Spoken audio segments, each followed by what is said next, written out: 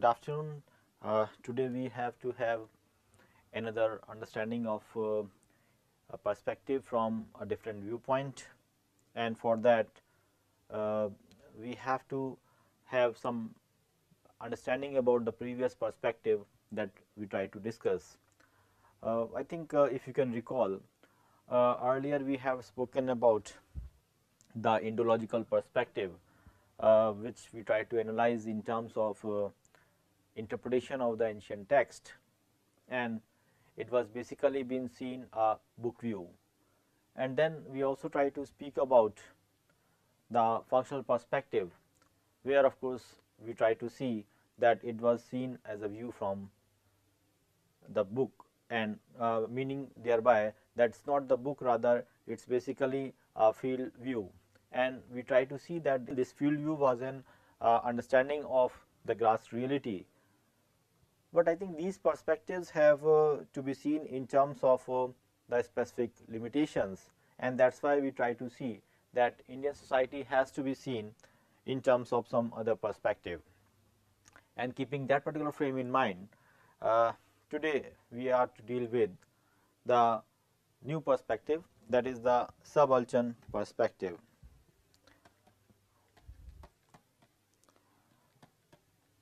Subaltern perspective. I think if you try to see it in context of the wider learning, we try to see that this perspective brought a new genre to the analysis of Indian nationalism, in a sense that we try to speak about the understanding of Indian nationalism in a specific way, but how we can see that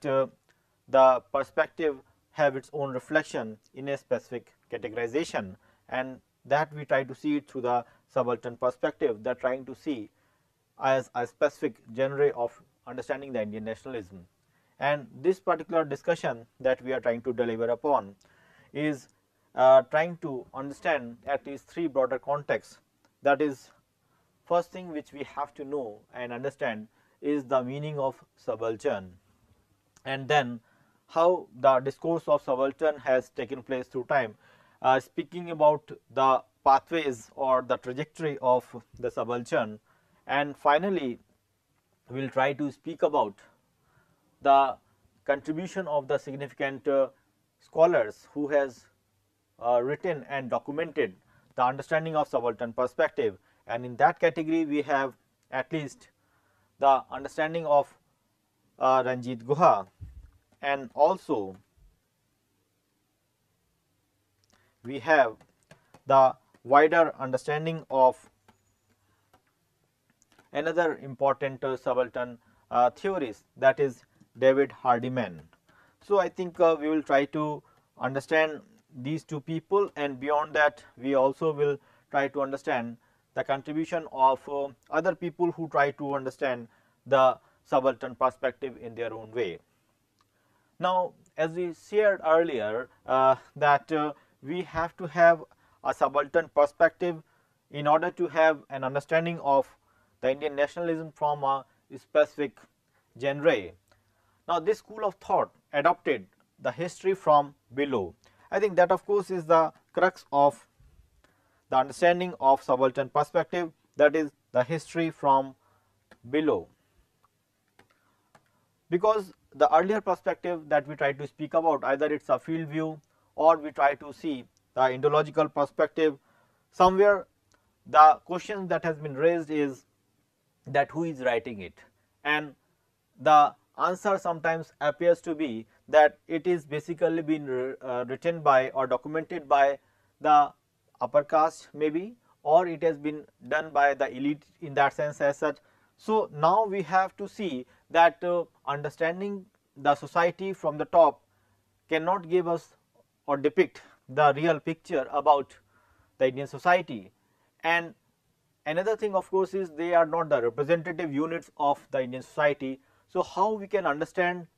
the society from the views of a few people, and for that cause we have the subaltern perspective, which tries to understand the history from below. And the history from below basically is we try to just further understand it, it's basically the view from the masses, or we can see that commoners how they try to understand, or we can see it in some other form that the history of those peoples who are whose concern or his understanding has been ignored.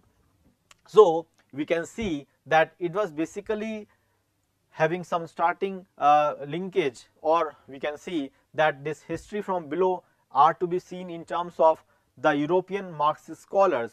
who has tried to understand it in a specific fashion. And if you try to just link it up, we basically have a prominent scholar, a social scientist, who try to see that how we can have an alternative viewpoint. And to quote him, Antonio Gramsci,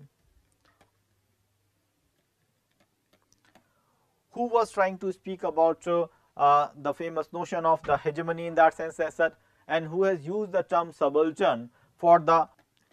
subordinate classes in a specific fashion. Subordinate classes in terms of the class, in terms of gender, in terms of race, language, and also in terms of the specific culture. And in that context, if you try to see the pioneer, definitely we have with us Professor Ranjit Guha, who can be seen as the starter for the subaltern perspective in India, and especially his initial work, that is speaking about the elementary aspect of peasant insurgency.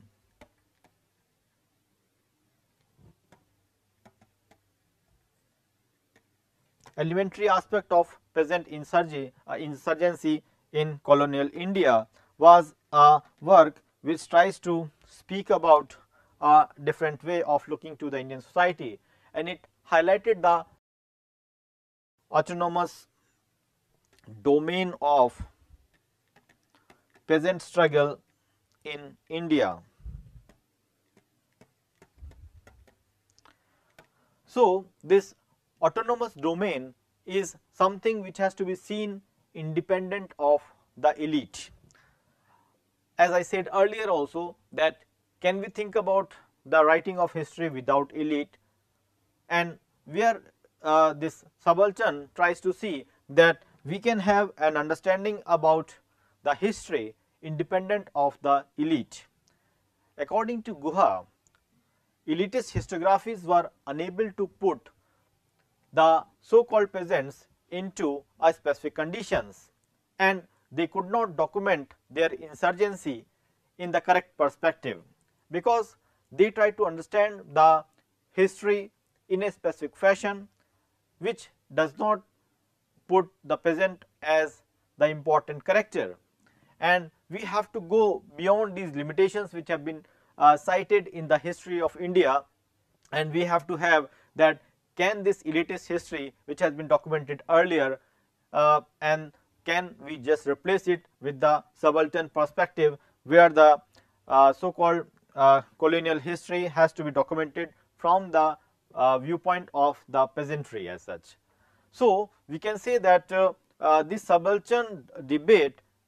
which has emerged definitely with the contribution of Ranjit Guha and with the what you can say the attempt and the conscience of Anthony Gramsci of subordinate classes, and virtually we try to see that this subaltern was to be seen in terms of a specific school of thought, that is the subaltern school. Now, this subaltern school of historiography emerged basically in 1980s. If we try to see in terms of indexing, we try to see that it has emerged in the 1980s. From its inception, it has involved and resulted into major transitions which took place in the South Asian historiography, especially trying to understand the Indian history and the South Asian history from the different viewpoint. And if you try to see that the nationalist and the Cambridge schools become the focus of understanding the history, because they try to present the critique of the existing history. Similarly, we have these Marxist schools who also, because of the overdue pressure of the understanding of the history from the mode of production debate, has to be seen more in terms of a different parameter. So, I think the mix of all these things has motivated to form the subaltern school, and the various scholars which has contributed or joined has tried to work on the history that was existing earlier and try to make it a different history which should be more composite and also try to be more inclusive with the masses. The subaltern, as rightly one can say, has been definitely documented in the Marxian framework to some extent, but when we try to see, it is basically the depiction of the history of those categories, basically the oppressed classes which have been submerged in the religious and the social customs, and how these peoples can be thought of in terms of understanding and contributing towards the making of the history. Now, within that framework, we have the subaltern studies group which was formed, as I said earlier, in 1980s, and the principal aim of this school was to correct the elitist bias. So, the elitist bias which have been there, which was been lying, has to be corrected in a specific fashion, which has to be used to found in the most academic works of the South Asian studies. And I think this school was basically seen as a critical school which tries to just throw off the elitist understanding, and in that category we have a good number of scholars, Ranjit Guha, as I shared earlier, but beyond that we have people like Gayatri Spivak. Also, we have Partha Chatterjee, another prominent social scientist, and then we try to speak about the contribution of Shahid Amin, followed by people like Sumit Sarkar, and also we have Gyanendra Pandey as one of the leading figure in the field of subaltern school. And finally, we try to see some alternative names, like I said earlier, David Hardiman was there, we have David Arnold, who also have understood or tried to understand the Indian history in a different way. And apart from that, we had certain school of thoughts which has tried to understand the subaltern in a specific fashion. But the subaltern which have been thought of earlier in 1980s, but now if you try to see till 1993 onwards, I think there was a gradual shift. A gradual shift in a sense that earlier the understanding was rested more in terms of understanding the society which was based on the specific understanding. But the basic idea in that sense, of course, is that when we try to speak about the subaltern school in a specific framework, we try to find out that it meant basically that those histories which are to create a new intellectual environment has to be seen in terms of a cause-effect relationship. Especially the changes are to be occurred inside the subaltern projects, subaltern studies project, which tries to put the history into the different front. And we try to see the intellectual history of the subalternity has emerged outside and in opposition to the subaltern studies. So, in that way, I think subaltern studies itself has what you can say, a critique within, and basically we try to see that this intellectual crowd which has been part of the subaltern school of thought, that has created and reverberated upon various issues which we try to see. Speaking about contribution of Ranjit Guha, Guha has basically questioned the interpretation of the elitist historiography of the Indian nationalism on two counts. The first is that the elitist role in the construction of the Indian consciousness. So, as I said earlier also, that elitist understanding of the history has to be negated in that sense, as such. Definitely we try to see that this elitist understanding which has led to the construction of Indian consciousness has to be denied in that sense, as such. That of course is one significant thing which we can work about. And apart from that, we also try to see the making of India as nation. And this making of India as nation also has to be been guided by the understanding of these elitist class. So the subaltern historiography also questions the Marxist school of thought for being the tendency for merging into the various nationalistic ideology of the modernity and progress. And can we see the understanding of the nationalistic ideology without this modernity and the issue of progress? So that also has to be worked out. Then the subaltern believed that the Marxist school of thought ignored the ideology of caste and religion. Idea of caste and religion. Basically, we try to see that ideology of the caste and religion which has been ignored by the Marxist school of thought, and the subaltern basically try to focus upon that they can also be an important factor in the Indian history. And according to this subaltern school, by ignoring the ideology of the caste and religion, one can't speak about the understanding of the society in totality. Especially when we try to see the subaltern historiography, it tries to establish the voice of the voiceless. It tries to understand the contribution of the marginalized categories, especially with regard to the Indian society. We try to see that how the history from below has to be constructed, where the role of the marginalized or the role of the voiceless are to be heard. Now, one important thing that we try to work upon is, so according to the Ranjit Guha's understanding about the two elitist historiography, which we try to see as the stimulus and response, are going to be an important issue, because Guha argues that rather than guided by the idealism or altruism, the Indian nationalists try to get the reward from the share of the wealth, power and the prestige, and that has been created and associated with the colonial rulers. For this, there was an interplay of competition and collaboration between the colonial masters and the native elites in that sense. So the stimulus and the response were seen as an important aspect which has led to the combination between the elite and the masters, the so-called British Empire, because stimulus was there and there was a response which has led to the competition and collaboration over this particular issue.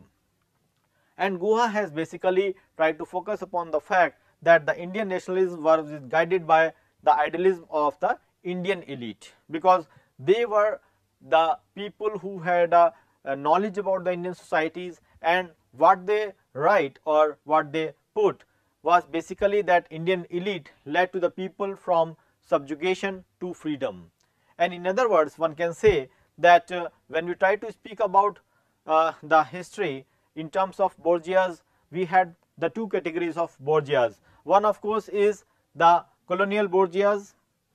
that is the British, and on the other hand we have the native bourgeois who were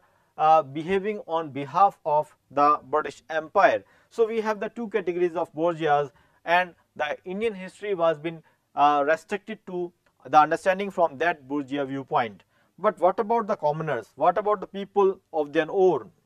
What they have done at their own end? These things have not been documented and presented.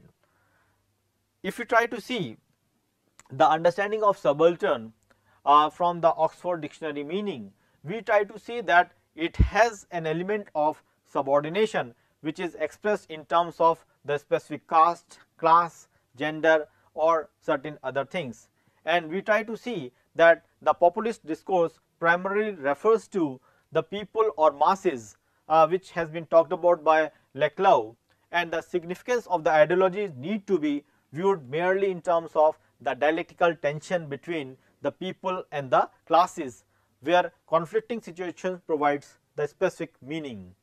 So in that context we have to understand this whole debate, and this perspective seeks to restore the balance by highlighting the role of the politics of the masses as against the elite politics. So how this balance has been maintained by the so-called politics of the masses and the people, the elitist politics what they were playing. So what is the net balance is going to be the resultant history, and the whole thrust of the subaltern historiography is on reconstructing the other history which has to be written by the history of the people's politics and the movement and their attempt to make their own history, and that is how we can have the new understanding about the Indian society. And this perspective emphasized not to view the peasant and the tribal insurgency simply as an object of the history, but they should be treated as the subject who can create the history, who has the transformative skills, who have the transformative consciousness of their own, and which can lead to the transformation of the society. So, that way we can see that the wider masses, the so called the subjugated masses also has the capacity or the tendency to work upon and fight and to create and recreate the history, and that has been talked about by people like David Hardiman, Ranjit Guha, B.R. Ambedkar definitely is one name in that sense, as such Kapil Kumar and many others. And these subalternists they claim to have an unfolding the incapacity of the nationalist and the elitist historiography, and to incorporate the voices of the weak, the subjugated into the project of the history rewriting. That how we can put into what I can say into the forefront the voices of the weak, of the subjugated, and how they have to be represented in order to write the real history of the Indian society. And these subaltern classes, if you try to speak about or spell about, it can range from the categories of artisans to the poor peasant, to the landless laborers, to the tribal population, to the peasantry in general, and to even inclusive of the women. So, in that way, if you try to see, the subaltern has a huge canvas which can cover up the industrial workers, the agriculture workers, and even the tribals in that sense as such, and it has that connect which can have the real essence of the Indian society, which has not been taken up by the historians when they were trying to write the history of either the independence struggle, or trying to have the understanding of the Indian civilization, or even trying to speak about the creation of the Indian society in terms of the future. If you try to speak about the contribution of Ranjit Guha in a broader sense, I think his understanding about peasant insurgency in that sense revolves around the fact that when we are creating the new history, or when we are trying to understand the history in a new way, we have to see that this history has to cover up and also project upon the contribution of the peasantry in terms of the insurgencies which have been generated. So, it is not that the elites are required to project or to make them visible, rather the peasantry by their own can fight up the issues and they can come to the surface, they can come into the forefront. That is what we try to see is the contribution of Ranjit Guha. Then if you try to see the contribution of David Hardiman, and David Hardiman, if you try to just see his contribution, David Hardiman was basically again seen as a person who was from Pakistan, Rawalpindi, born in 1947. He was taught at the University of Leicester, the School of Oriental and African Studies in London, and later on he is attached to the University of Warwick, United Kingdom, and finally in 1980s his presence was visible at the Center for Social Studies in Gujarat, in Surat. And in 1981, while he was at the Center for Studies in Surat,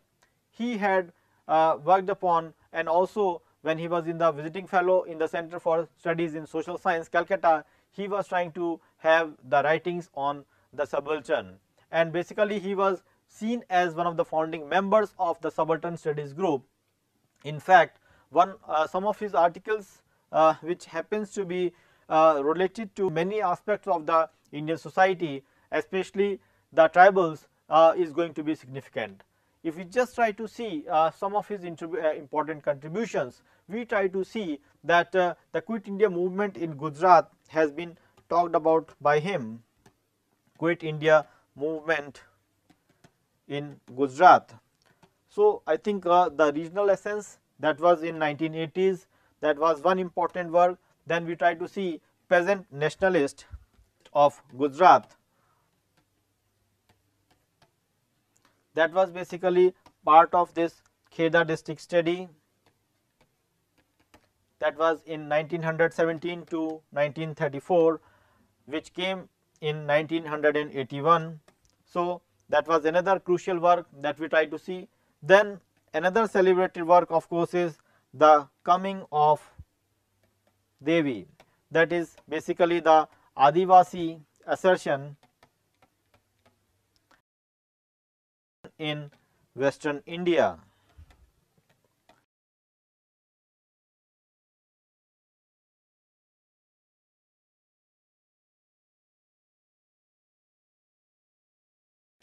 Peasant resistance in India, that was from 1858 to 1914, and this work came in 1992. Then also we have another popular work by him, that is Feeding the Baniyas, that is the peasant and usherers in Western India. That work came in 1996, and then Gandhi in his times and ours is another significant work. And then you have the histories of for the subordinate, and also we have certain other works on Christian missionaries of the tribal India. So, these are certain works which David Hardiman has tried to work upon, especially when we try to see the celebrated work which we may refer over here is the coming of the Devi, that is basically the Adivasi assertion of the Western India. And to some extent we will try to focus upon the Feeding the Baniyas, that is again a crucial work which try to have a sense of subaltern understanding. Now, if you try to see Hardiman's contribution in terms of a sensitive historian who tried to participate in the creation of the subaltern perspective, and as a historian he was having the specialty in the history of the modern India, and in late 1960s he had studied and written on the South Asian history in a wider framework, and the main focus of his work has been to have an understanding from the colonial period onwards in the South Asian history. And he was basically trying to understand the role of rural society in the creation of the Indian society in general, especially the relationship of power that is existing in the rural India at the various level, and going to an extent of even speaking about the Indian independence movement. So, these are certain contributions which Hardiman has tried to focus upon, and in that way he tries to contribute significantly to the understanding of the Indian history in a new way. And in 1970s we try to see that as a popular scholar in the field of subaltern schools, he tried to work upon in the Gramscian framework the subaltern understanding, that is the meaning of the subordinate groups, which he has chosen as the centrality of relationship of domination. The subaltern, that is the subordinate group, and how that subordinate group can be seen as the centrality of the relationship of domination and subordination in a specific society, and this is the contribution which has been referred in the coming of the Devi.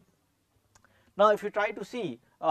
his other contribution, especially his focus area was on the Gujarat and the neighboring states, especially Gandhian leadership, which is trying to see other than how Gandhi, the peasantry has been part of the Indian freedom struggle, especially this Kheda district where the peasant nationalistic fight has been raised in Gujarat. So, these are certain things which we try to see. He has examined the power structure of the rural societies and how this hegemonic control is being exercised by the usherers, and the limits to that hegemony is seen particularly in a specific revolts. it has studied the movement of assertion of the Adivasis, that is the tribal people, who has in fight against the liquor dealers and who has been granted the monopoly right of supply by the Britishers. I think the study of coming of the Devi is a work which tries to have the connect between the so-called colonial rulers, especially the British in that sense as such, the British state, and then you have the merchants, that is basically which we try to see the Parsis in that sense as such, the merchants in that sense over there, and then you have the tribal people. So, the three categories of the people, you have the two elites, one of course is the merchant elites, the tradesmen who are native but have some alignment with the British. Then you have another elite, that is the colonial elite in that sense as such, and then you have the subjugation or the subjugated mass, that is the tribal population. And in that way we try to see that the contribution tries to have the connect between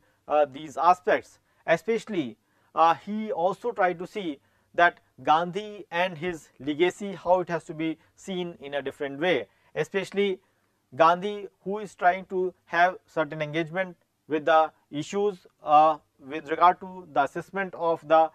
India's future, and what is the role of the various categories, basically the Adivasis and the peasantries, in the making of the new India. That of course is one significant thing which we try to work upon. Basically from different viewpoints, if you try to see, we had many ways in which we can have the what you can say, the supplementation of the history from the voices from those which were not visible, which were not seen, especially the moneyland, especially the peasantry, the tribals in that sense as such. And this coming of the Devi, which basically is a story of the Western India. We try to see that what was the nature of subjugation and how this subjugation has been overturned by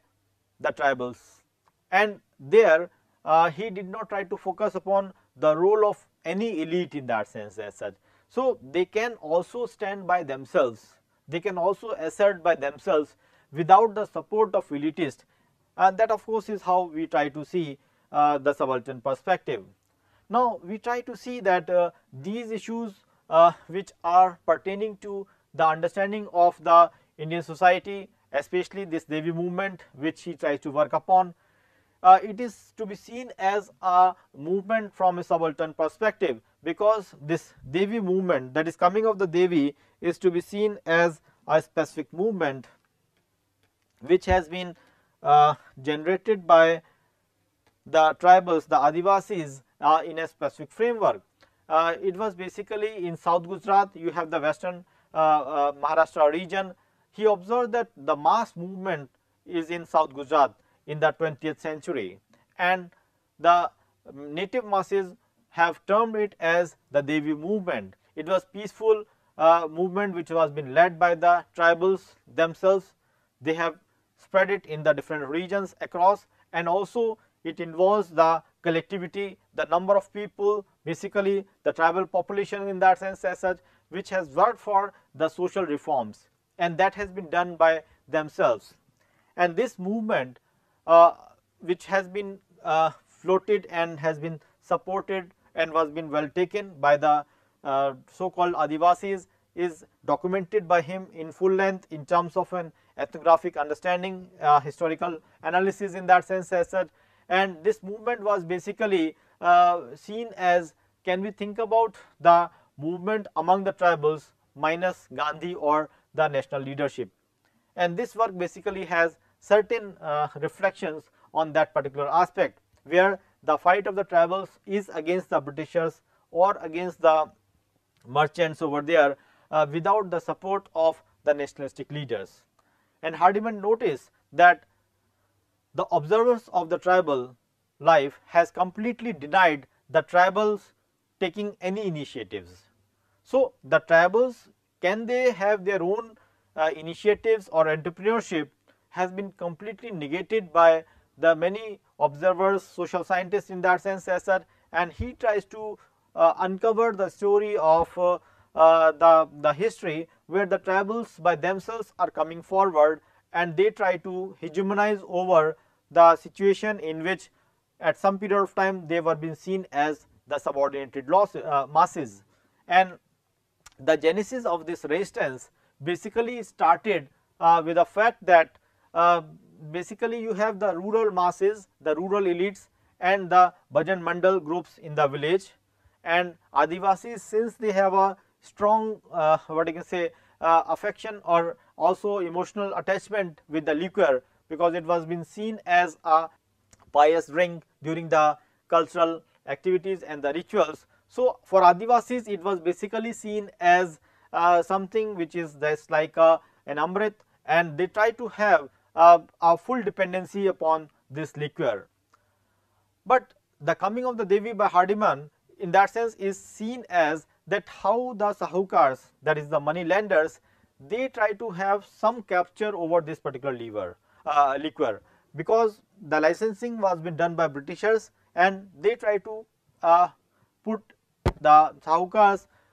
as in terms of the monopoly over this particular issue. And the Devi movement, which started basically in the area of the fisher folk of the Palghar Taluk in the late 1921, later on it spread in the total Gujarat. So, the initial attempt of the Devi movement, which has been visible in the Palakkad district in the coastal area, has been spread in the different parts of Gujarat, and ultimately we try to see that how this Devi movement was being seen as a movement where the so called tribals, they try to assert themselves against the old evil of putting off the liquor, because we see that this liquor, which has been part and part of their ritual and the food habits, how they try to overcome that as such. And the Parsis, the merchants in that sense, who were basically the liquor vendors, now they try to have certain amount of debt bondages. It is just like this, that the licensing were given to them by the Britishers, and what the Parsis expect is that if they want the liquor, then if they can't pay it, then they have to pay it in, they have to be given on the basis of debt, and this debt is something which is continuous, it is ongoing in that sense as such, where the tribals have to be ultimately the victims of the exploitation. Now, this coming of the Devi is basically seen as a move where the voices is coming from the religious god from the mountains of the east, and what she is expressing is that her demand is from seen as a command to the masses in that sense as such, and this is basically seen as an appeal that it is a voice from the Devi and everybody has to follow it. So, since it was having a religious tone, it was basically a religious sermon. So, it was having an appeal to the tribal masses, and what has been pronounced in the command of the Devi, the first thing in that sense is that stop drinking the liquor and the toddy. The toddy tapping in that sense also was been done. So, the liquor and the toddy, that has to be stopped drinking in that sense as well. Second important thing which has been focused upon is that stop eating meat and the fish, and then you have certain other sermons like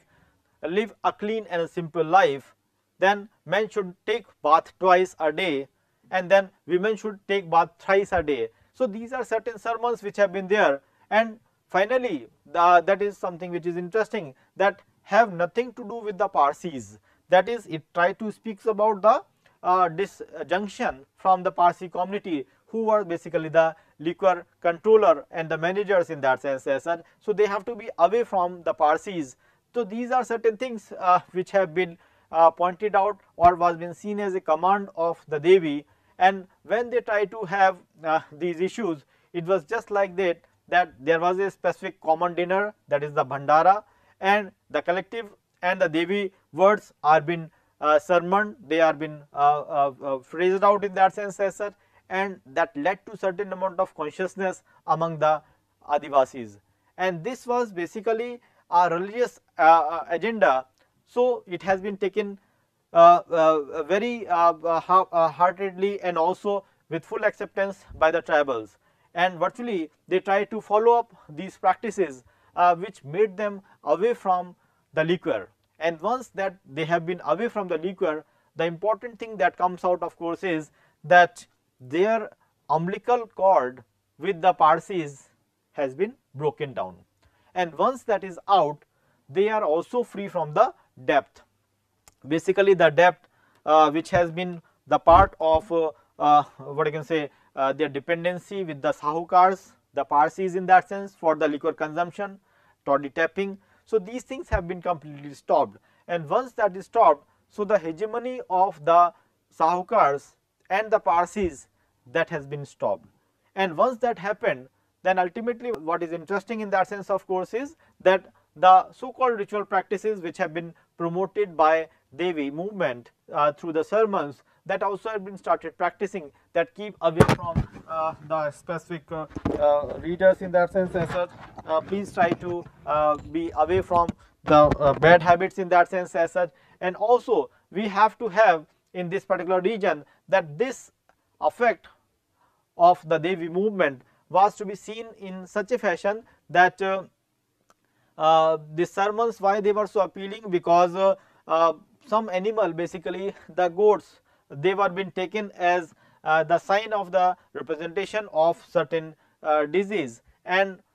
basically the spread of the chicken pox and the cholera in the specific region, and the Devi sermons were there, and after that Bandara, this animal was being sent out from the village. Now once this is moving out, meaning thereby that all the evils which were being part of the village, they have to be drawn out. And after that the tribals, the Adivasis, they have to be behaving in a very different way. They should have certain amount of self control, and more than that they have to retain their dignity and identity, and these dignity and identity are to be restored when they are trying to be away from the liquor, their dependency on the colonial government, on the Sahukars, on the Parsis, that has to be stopped. And virtually this attainment of the dignity is also a sign of one's own pride, one's own history, and they try to see this Devi movement as something which has transformed their life. Similarly, if you try to see another work, that is Feeding the Banya. Now this book, basically Feeding the Banya, represents an attempt to understand something of the quality of power which Asras have exercised over the subaltern classes. Now these Asras who were basically having certain command over the quality of power, to have a command over the subaltern classes in the rural Indias, was been a common phenomenon. Especially I think if you try to see many old movies, we try to see how these bondages have been seen in terms of the bonded labor, and they try to always put a pressure on the workers or their children in that sense as such, and that continued from generation to generation. So in that way this Feeding the Banya represents a certain amount of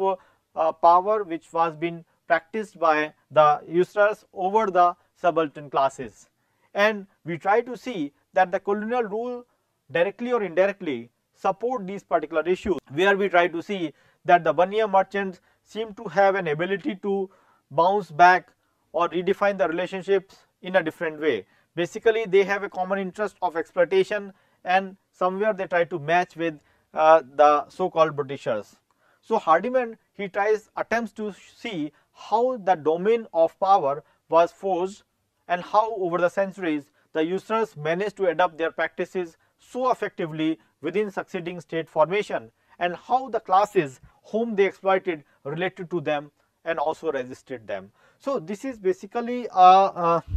you can say, an understanding of the relationship which has to be there.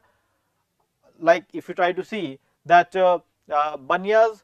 have been given him a fat belly, and this fat belly is basically because of the so much of consumption of the money and the food in that sense as such, and the Banya and the peasant which were been seen as been indebted, they are peasantries which feeds the banya. Basically, they are becoming slim and the banyas are becoming fat. Now, this is basically an unending demands which has been going between the two categories of people,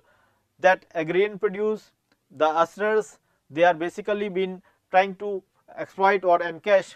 all the things from the peasantry, and this cycle of poverty, which is seen as a vicious cycle, is going to be continued from generation to generation. And this work also reflect the integration of the small scale agrarian society with the large capitalistic society, that how the smaller society, the small scale industrial society, agrarian society has its linkage with the larger capitalistic economy, because the banyas, their economy is going to be cycled or is going to be extended to the capitalistic economy also. And Hardiman has tried to see that what is the deep meaning which is involved in the relationship between the villagers and the money lenders. And we try to see that these borrowing practices, which has been seen as a customary practice in the villages, are being seen by the villagers as a phenomenon which has to be seen in the crisis. And ultimately, these issues are being taken up by the Hardiman in trying to analyze that how this feeding the banya is the subordinate is going to support and engage with the money lenders in that sense as such. So, in that way, if you try to see this subaltern perspective, we try to find out that it has a different way of looking to the history, where the dependency is seen in such a fashion that the object, which is basically the subaltern masses, which are basically the marginals, how they are going to act as an actor, how they are going to what you can say, fight for their own cause, and how they are going to have an understanding about the society in their own way. Now, if these are the practices which are to be carried forward, one can say that if we have to imbibe these insights which are to be taken from the so called the subaltern masses, then we can have a brighter picture, a wider picture, a broader canvas of the Indian society. And in that way, we can say that the subaltern perspective tries to have an alternative view to the understanding of the Indian society. But this alternative view has not to be seen in such a fashion that it is not composite in itself. Sometimes we try to see that it is going to encompass upon, it tries to focus upon those aspects which have been neglected by the history in general, by the elitist historians in general in that sense as that, and it tries to speak about both the shades, the brighter shades also and the darker shade, and how the darker shade also contribute towards the management and the restoration of the practices. And to some extent, they can go beyond a point where their subordinations are or subjugations are going to be turned down the other way around, and they can act as what you can say, the people by their own who can fight against these subjugations. So, one way we can see that this subaltern perspective, it tries to demean the sort of leadership which has emerged from the elite, and the so called subaltern groups,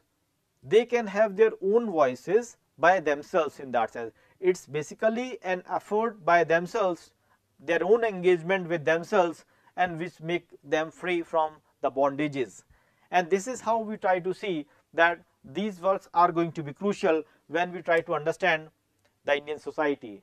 Now, subaltern studies which tries to work upon these particular issues from these perspectives, one thing that comes out of course is that how much representative they are, or one can say that if these issues have been there in that sense as such, then how they have, or can the elite does not want to have their support, or whether the elites are being guided by them. These are certain things which one can raise, especially when we try to see that how we can have the leadership without the subjugation. So, in that context we try to see that these subjugations which we are speaking about, the leadership which is coming out is fine, but if we see that means if you try to see in a critical way, one can say that even within the subaltern also we can have the leadership. So, the formation of elite can take place within the subaltern themselves, especially when we try to see that few peoples, they are seen as the representative people who tries to work upon the understanding of what you can say, doing the modification and transformations. So, within the subaltern also we can have that elite character. So, how we can undermine the role of the elite? One thing which we can say of course is that the leaders are from that same group, and they are trying to come out in their own way. So, it is basically one can say a certain amount of entrepreneurship which we have to say, self generated entrepreneurship which is coming over, and how it is going to bring about the transformation in the lives. And in that way it basically tries to understand the Indian history in a new way. So, it is not basically something coming from the top and then we try to have an explanation. Rather we can say that these explanations are to be seen in such a fashion where the so called elites are going to be secondary, and the masses or the subalterns, they can be seen as the subject, and this subject